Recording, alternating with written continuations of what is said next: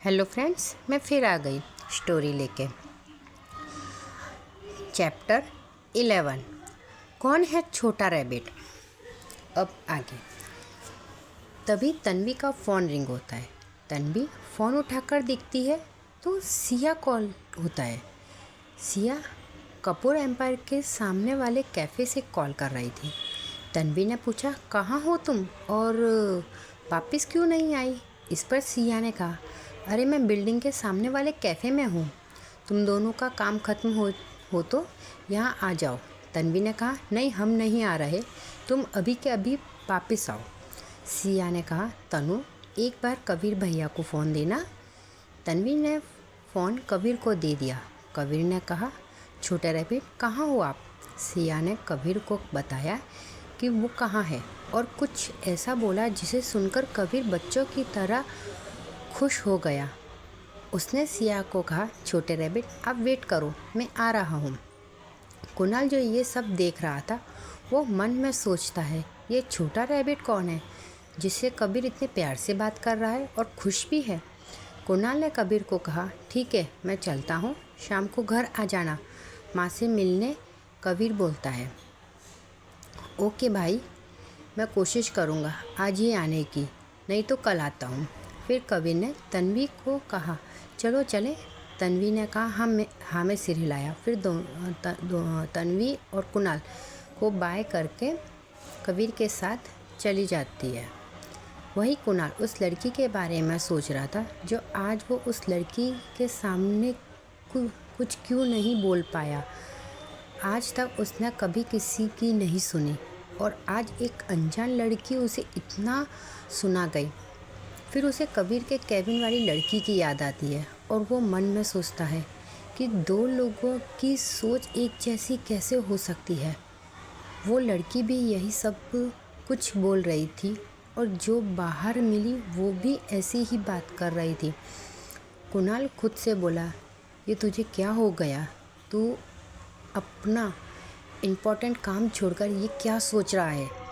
कुणाल ने अपना सिर जोर से झटका और अपने कैबिन की ओर चल दिया।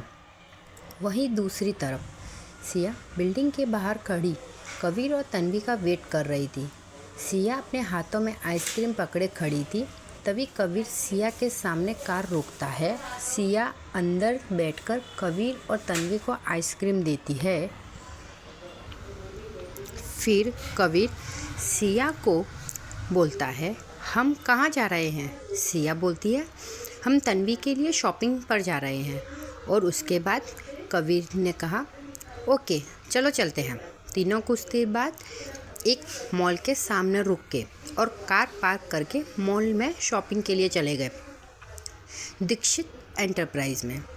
दूसरी तरफ आज सिया के ना होने से निखिल को बहुत परेशानी हो रही थी। उसे बार बार तन्वी का फेस दिखाई दे रहा था। निखिल अपने मन में सोचता है, इस लड़की को अभी आए ज़्यादा समय भी नहीं हुआ, इसने अभी से मेरा दिमाग ख़राब करना चालू कर दिया। पता नहीं आगे क्या होगा और क्या करेगी। निखिल ने अपना सिर हिलाया और वापस से काम में लग गया। दूसरी तरफ तन्वी बेचारी दो नमूनों के बीच फंस गई थी। तन्वी को पूरे मॉल में घुमा कर दुनिया भर की शॉपिंग कर चुके थे। तन्वी उन्हें रोकने की कोशिश कर रही थी पर दोनों तन्वी को इग्नोर कर अपनी धुन में मस्त थे। उन्हें जो पसंद आ रहा था बस लिए जा रहे थे। जब सिया घूम कर थक गई तब जाकर उसने कबीर को चलने को बोला। तन्वी बेचारी की हालत बहुत ख़राब हो गई थी। दोनों ने ना जाने कितनी बार मॉल में घुमाया था। तीनों के हाथों में बैग ही बैग थे। कबीर कार लेकर आया और तीनों घर के लिए निकल गए। जब वो तीनों घर पहुँचे तब तक रात हो चुकी थी। निखिल भी ऑफिस से घर आ चुका था। निखिल दादाजी और दादी माँ के साथ बैठकर बात कर रहा था। तीनों अंदर आए। कबीर ने एक सर्वेंट को बोलकर सामान तन्वी के रूम में रखने को बोल दिया और खुद अपने रूम में चला गया। सिया ने देखा दादू दादी माँ सोफे पर बैठी हैं और निखिल भी है, तो वो जाकर भी सोफे पर दादू की गोद में सिर रखकर लेट गई। दादू ने प्यार से सिया के सिर पर हाथ फेरा और कहा, क्या हुआ बच्चे? निखिल ने भी पूछा, आपकी शॉपिंग कैसी गई? सिया ने कहा, दादू हम बहुत थक गए हैं। वो तन्वी है ना, उसने आज हमें बहुत तंग किया। तन्वी जो अभी अभी वहाँ आई थी। सिया की बात सुनकर सदमे में चली गई और खुद से ही कहा, हे भगवान, कितनी झूठी है ये लड़की। खुद पूरा दिन मस्ती कर कर के मुझे अपने पीछे भगाया और उल्टा मेरी लिए बोल रही है। वही निखिल सिया की बात सुनकर अपने मन में सोचता है, तन्वी जी, आपने मेरी बहन को परेशान किया ना, इसका बदला तो मैं आपसे लेकर रहूँगा। तन्वी सिया के पास आई और सिया का नाम लिया, पर सिया ने कोई जवाब नहीं दिया। दादू ने देख लिया सिया सो गई है। फिर दादू तन्वी को बोले, बेटा आप भी आराम कर लो, ये तो सो गई है। निखिल उठा और दादू के पास आया और बोला, दादू मैं इसे इसके रूम में सुला देता हूँ। दादू ने कहा, ठीक है, ले जाओ। दादी बोली, बेटा एसी चेक कर लेना, आपको पता है ना इसे सर्दी जल्दी लग जाती है। निखिल ने कहा, हाँ जी दादी, मैं देख लूँगा, अब आप लोग भी जाओ, आराम करो। निखिल सिया को गोद में उठा कर ले जाने लगा। तन्वी अभी भी वहीं खड़ी देख रही थी। निखिल ने एक सर्वेंट को कहा, सिया के लिए कुछ बना कर रख देना, आपको पता है ना उसे रात को भूख लगती है। मैं नहीं चाहता मेरी बहन को कोई परेशानी हो। सर्वेंट ने कहा, जी सर, हम बना देते हैं। निखिल सिया को लेकर सीढ़ियों पर चढ़कर ऊपर चला गया। तन्वी की आंखें नम थी। तन्वी खुद से बोलती है, ये लोग सिया को कितना प्यार करते हैं, उसका कितना ख्याल रखते हैं। ये सिया को बस कुछ सालों से जानते हैं और जो सिया को इस दुनिया में लेकर आए वही उसकी जान के दुश्मन बने। मुझे नहीं पता मैं सिया को उनसे कब तक छुपा पाऊँगी, पर मैं सिया को कभी कुछ नहीं होने दूँगी। तन्वी अपने ख्यालों से बाहर आई और अपने रूम में चली गई। दूसरी तरफ कपूर मैंशन में कुणाल और मीरा जी दोनों साथ में बैठकर डिनर कर रहे थे। तभी मीरा जी का फ़ोन बजता है। मीरा जी देखती है कबीर उन्हें फ़ोन कर रहा है। मीरा जी फ़ोन उठाते हुए कबीर को बोलती है, आ गई आपको हमारी याद? कबीर बोलता है, I miss you mom. Meera ji भीतर कबीर को बोलती है, मिस यू टू बेबी। फिर दोनों बातें करने लगते हैं। कबीर सिया के बारे में मीरा जी को सब बताता है और ये भी कि उसने उनके लिए खाना बनाया था। मीरा जी तो सिया को पहले से ही जानती है और उससे बहुत प्यार करती है।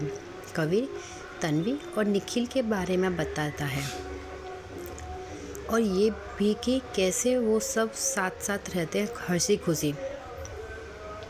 कबीर ने कहा, मॉम मैं तो यहीं रहने वाला हूँ, आप रहो अपने बोरिंग बेटे के साथ। मीरा जी ने कहा, नहीं, हम भी कल ओल्ड मैंसन ही शिफ्ट हो रहे हैं, मैं भी वहीं आ रही हूँ आप लोगों के साथ रहने।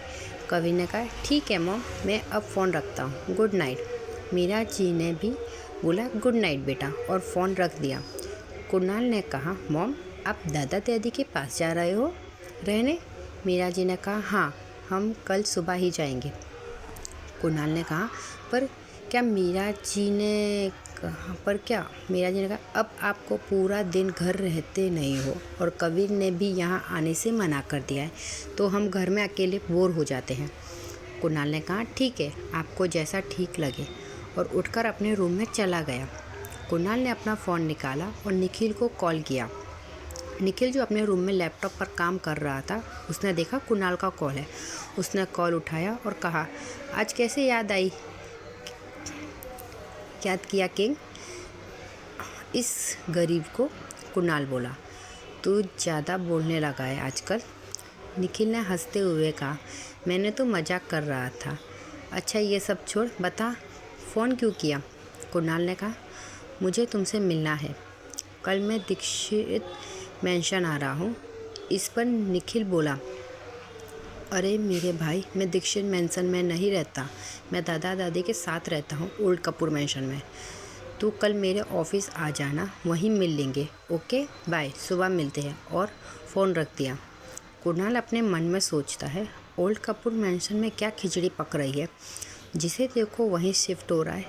पता करना पड़ेगा आखिर वहाँ क्या चल रहा है। अब देखते हैं कल क्या होगा।